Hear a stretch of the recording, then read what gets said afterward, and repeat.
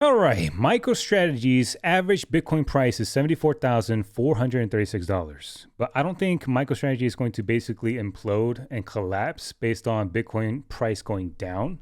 I think it's going to implode once retail investors finally realize that there is absolutely no reason to buy their stock in the first place, which would cut off one of their major access to raise capital by diluting shareholders, by the way. So you're basically better off buying Bitcoin directly and just go long instead of actually buying strategy if you're going to buy strategy as a Bitcoin play, which is completely stupid. And yet you have guys like Cryptos R Us saying that, oh yeah, don't worry guys, Michael Saylor, hey, he has $1.44 billion in reserves to deploy in Bitcoin. Are you kidding me? Like Saylor, that just announced he has 1.44 billion more in cash and he's ready to buy more Bitcoin. He did buy 130, which is a small amount, but he's going to be deploying $1.44 billion soon. Really? Let's see what they're going to do with the $1.44 billion.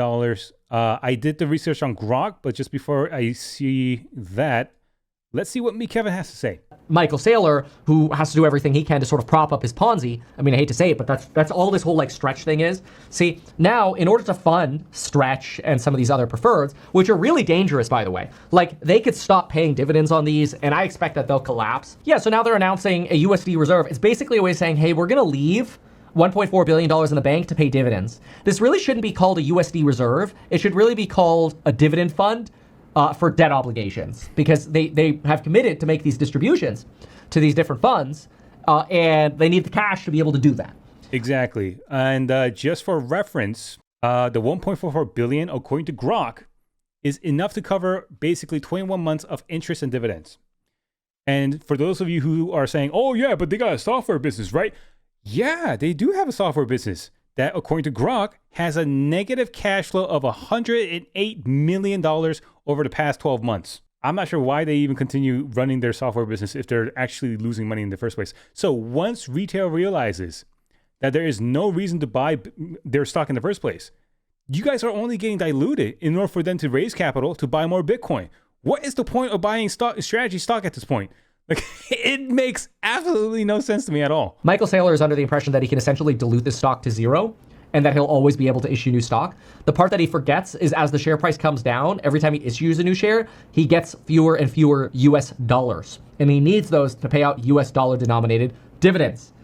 Exactly. So once or as MicroStrategy's price goes down, the amount that they can actually raise from diluting shareholders goes down. So according to Grok, once MicroStrategy's stock price goes below 200 and Bitcoin's price is around or below 80,000, they're already at mild stress. So it's not a, warning sign, but it's like a flashing yellow. It's like a mild, they might have a little bit of a problem in order to raise capital.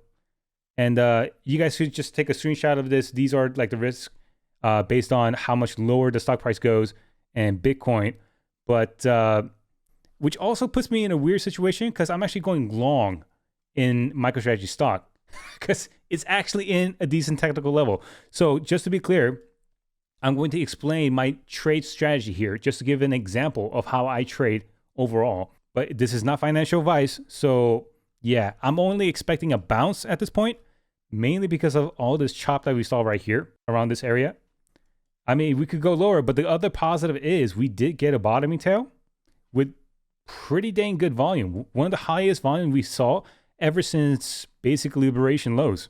So, high volume, bottoming tail, decent support from, all this sideways chop right here.